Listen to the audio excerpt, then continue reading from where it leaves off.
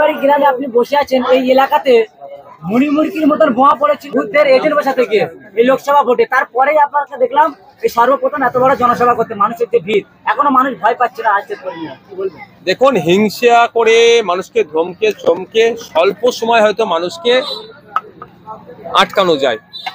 সামগ্রিকভাবে মানুষ তৃণমূল কংগ্রেসের দ্বিচারিতা, অন্যায়ের বিরোধিতা করছে। মানুষ এই সমস্ত যে অন্যায় হচ্ছে তার বিরোধিতা করছে এবং এই অন্যায় মুক্ত সমাজ তারা চাইছে।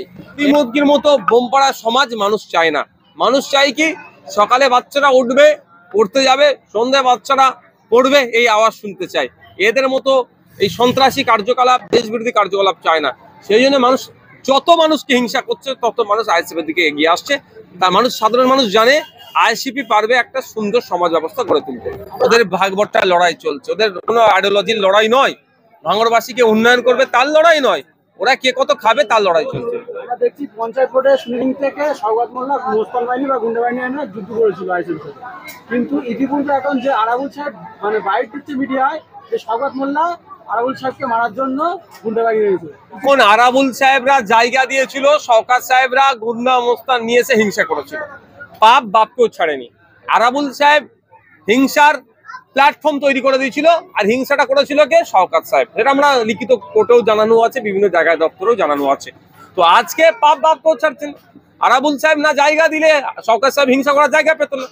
এখন হিংসা করেছে, সেই হিংসায় এখন পুড়তে হবে আরাবুল সাহেবকে। তারপরেও বলবো, ভাঙড়ে কোন রকম ভাবে হিংসা হোক, আমি ভাঙড়ের বিধায়ক হিসাবে আমি চাই না। আমি ভাঙড়ের মানুষ শান্তিতে থাকুক, এটা চাই।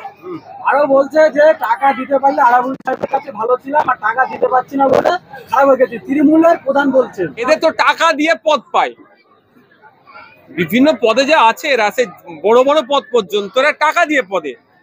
এবার টাকা ইনভেস্ট করে, ধরুন 50 লাখ 1 কোটি টাকা দিয়ে প্রধান হয়েছে। এবার বলুন, ওই প্রধান 1 কোটি টাকা ইনভেস্ট করেছে, তাহলে 10 কোটি তুলবে। তো 10 কোটি তুলতে গেলে অন্যায় করলে ওকে দল আর কিছু বলছে না। তাই ফলে এই 10 কোটি কার কাছ থেকে তুলবে?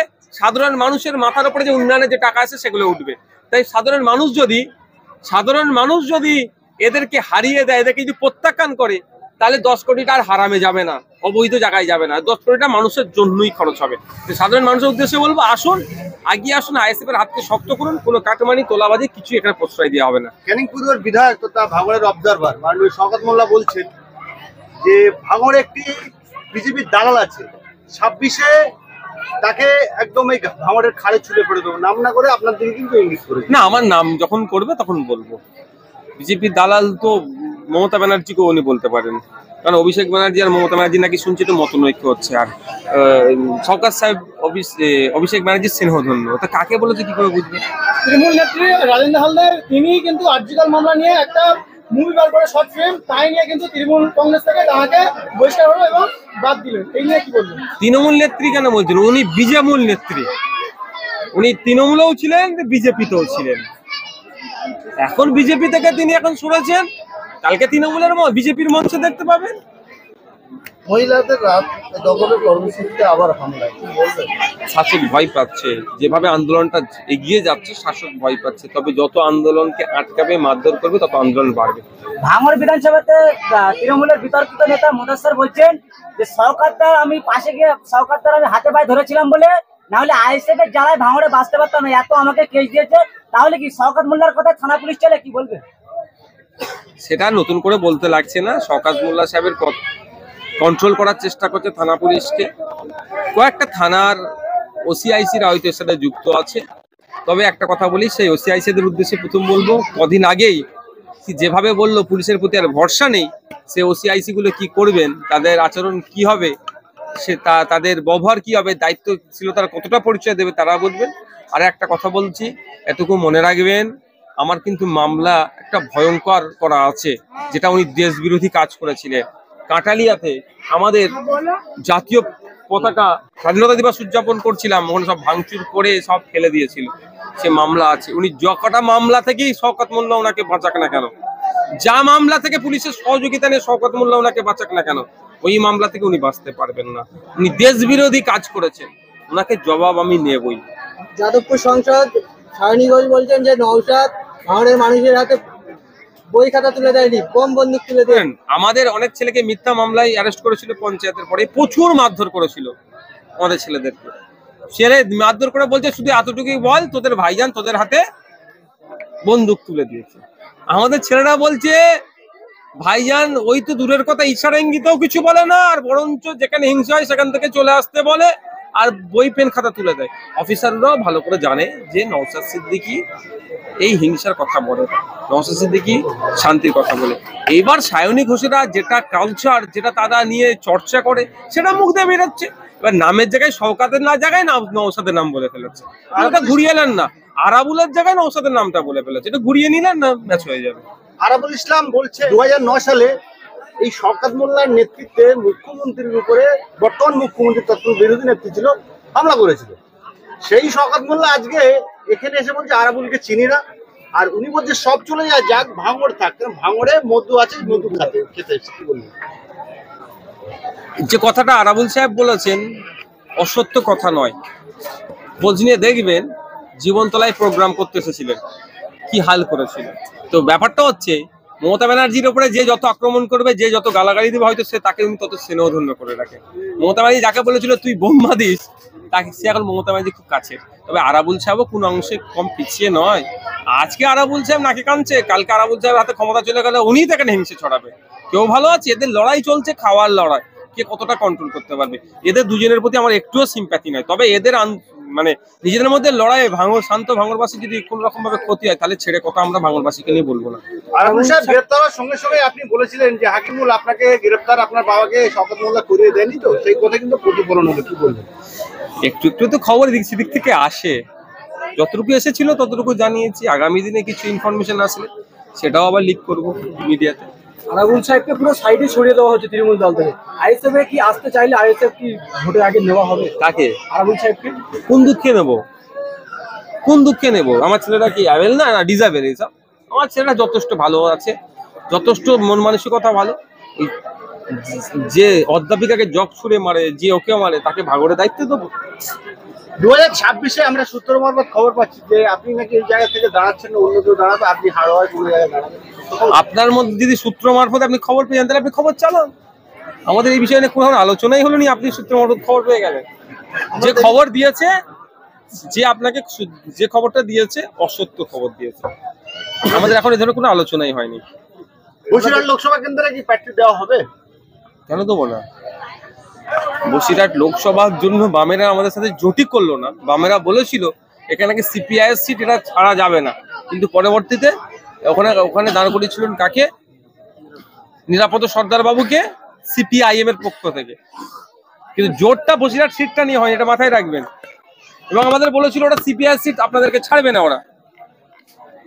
সুতরাং না দেওয়ার কোনো প্রশ্ন আসছে না, আমরা 100 বার ওখানে প্রার্থী দেবো। জোটে কি লড়বে সেটা সময় কথা বলবে। আমরা দেখেছি দীর্ঘদিন পরে আবু সিদ্দিকের মামলা উঠে কলকাতা হাইকোর্টে গত 30 তারিখে। আমরা দেখুন আমাদের উকিলের সাথে আর কয়েকটা দিন দাঁড়াতে বলেছে, লয়ারের গ্রিন সিগন্যাল দিলেই আমরা সুপ্রিম কোর্টে চলে যাবো। আর আপনার যে হুমকি দেওয়া আছে তাকে হুমকির ব্যাপারে আমাকে থানা থেকে রিকোয়েস্ট করেছে, আর স্বল্প কিছু সময় চেয়েছে। আমি দেখুন, আমি আজকেও বলেছি পুলিশ আমাদের পরিবারের একজন গুরুত্বপূর্ণ সদস্য, তাদেরকে আমি সময় দিয়েছি। যে হুট করে পুলিশ ইন অ্যাকশন মামলায় কোর্টে চলে যাব না, সেটা নয়। পুলিশ আমাদের কাছ থেকে একটু সময় চেয়েছে, আমি সময় দিয়েছি। পুলিশ ইন অ্যাকশন নিয়ে কোর্টে যেতেই হবে। আপনি যে ঘটকপুর থেকে রেল লাইনের কথা বলছিলেন, এটা আমি এটা ওই শওকত মোল্লাদের মতো বা ওনাদের নেত্রী ডবল চাকরির মতো আমি ভুয়ো আওয়াজ দিচ্ছি না। আমার কাছে তথ্য আছে, ঘটকপুর রেলের মানচিত্রে ভাঙড় যুক্ত আছে, কিন্তু এই রেল লাইনটা হচ্ছে না। এটা হওয়ার জন্য পার্লামেন্টে এমপিকে যেহেতু চিৎকার করতে হবে, আমি তার পার্লামেন্টে যেতে পারবো না বিধায়ক হিসাবে। তাহলে সায়নী ঘোষ মহাশয় বারাইপুরে মেট্রো রেলের স্বপ্ন দেখছেন, ভালো কথা, উন্নয়নের জন্য দেখছেন, ওটা আমার কোনো বিরোধিতা নেই। অলরেডি যেটা হয়ে আছে, একটা লাইন হওয়ার কথা বলা আছে, তাহলে এইটার জন্য চিৎকার করছে না কেন? সায়নী ঘোষরাও জানে ভাঙড়বাসীকে মূল স্রোতে ফিরতে দেওয়া যাবে না। ভাঙড়বাসী যদি মূল স্রোতে ফিরে যায়, তাহলে সায়নী ঘোষের হয়ে বুথ দখলটা করবে কি, আর গণনা কেন্দ্রকে মারপিট করবে কি?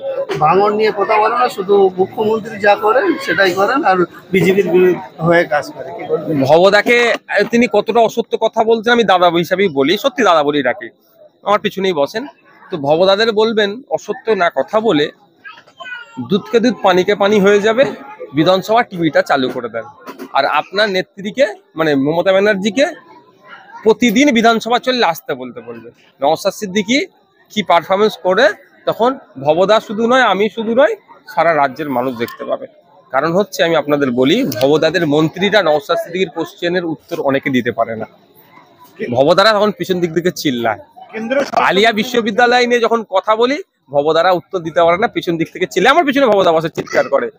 যখন ওয়াকাফ সম্পত্তি উদ্ধারের কথা বলি, ভবদারা পিছন দিক থেকে চিৎকার করে, উত্তর দিতে পারে না বলে মন্ত্রীরা। যখন ST/SC দের অধিকারের কথা বলি, উত্তর দিতে পারে না, ভবদারা পিছন দিক থেকে চিৎকার করে। তখন ক্যামেরা লাগানো থাকলে ভবদারা কেমন না উত্তর দিতে পারে, চিৎকার করছে, সেটাও আপনারা দেখতে পাবেন। কেন্দ্রীয় স্বরাষ্ট্রমন্ত্রী বলছেন যে মাদ্রাসায় AK-47 হয়, মসজিদ থেকেও বার করে মুসলিমদের মারা হবে। ও ব্যাটাকে বলবেন একটা মাদ্রাসার প্রমাণ দিতে, একটা মাদ্রাসা পারবেন। ও ব্যাটা জানে না ভারতবর্ষের ভারতের স্বাধীনতা সংগ্রামের ইতিহাস। ও ব্যাটা জানে না ভারতবর্ষের মাদ্রাসার শিক্ষকদের ভূমিকা দেশ স্বাধীনের পক্ষে। ব্যাটা জানে না ভারতবর্ষের মাদ্রাসার ছাত্রদের দেশ স্বাধীনের পক্ষে ভূমিকা। ভারতবর্ষের ওই ব্যাটাকে জিজ্ঞাসা করবেন রেশমি রুমাল কি জানো, জিজ্ঞাসা করবেন ওকে যদি সুযোগ পান। ও জানে না রেশমি রুমালের কি। রেশমের রুমালের উপরে বিদেশে সাহায্য নেওয়ার জন্য মাদ্রাসা শিক্ষকরা, উস্তাদরা, আলেম উলামারা চিঠি লিখে পাঠাতো, আফগানিস্তান থেকে শুরু আরো বেতে পাঠাতো। ফাঁসি দিয়েছে ব্রিটিশরা, তারা মাদ্রাসার ছাত্র। ও ব্যাটা জানে না, এই ধরনের বলছে। আমি একটা কথা বলি, ওরা হচ্ছে সাম্প্রদায়িক বিষ ছড়িয়ে ক্ষমতার মসনদে থাকতে চাইছে।